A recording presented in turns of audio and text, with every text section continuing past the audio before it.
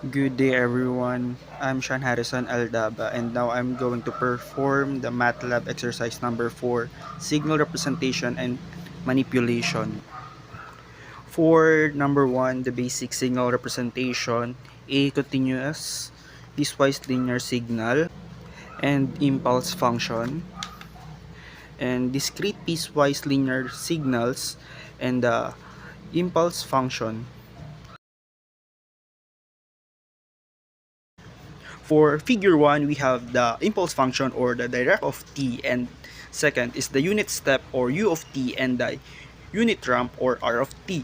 And for figure 2, we have the equivalent impulse function of unit step and the ramp step or in discrete. Okay.